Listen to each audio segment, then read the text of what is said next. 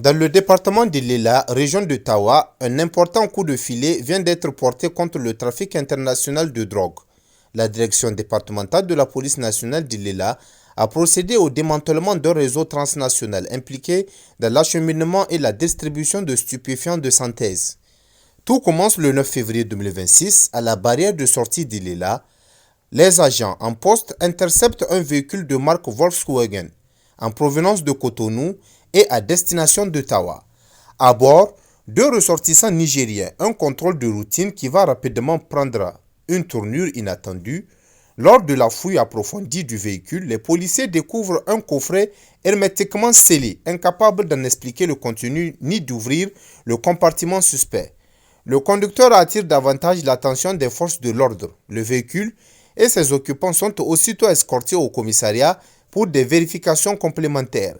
Un expert est alors requis pour procéder à l'ouverture du compartiment. À l'intérieur, les agents de l'antenne de l'OCRTIS, appuyés par les services généraux, mettent au jour un espace spécialement aménagé pour dissimuler la cargaison illicite. Plusieurs sachets contenant des comprimés multicolores y sont soigneusement rangés. Le décompte est impressionnant. 160 sachets, chacun renfermant 5000 comprimés, soit un total de 800 000 comprimés.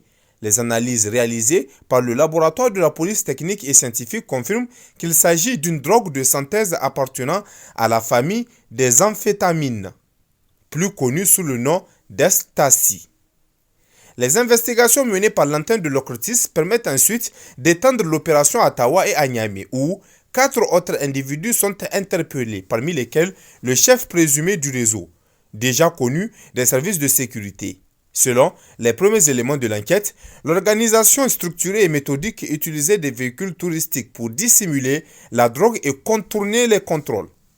La cargaison aurait quitté Marseille, en France, en décembre 2025, avant de transiter par Cotonou en janvier 2026, puis d'être introduite au Niger via Sabon-Birni. La valeur marchande de cette saisie est estimée à 8 milliards de francs CFA, un montant considérable qui illustre l'ampleur du trafic et les enjeux financiers en jeu. Ce démantèlement présenté comme le premier du genre au Niger concernant ce type de drogue de synthèse met en lumière la persistance de la menace liée aux stupéfiants.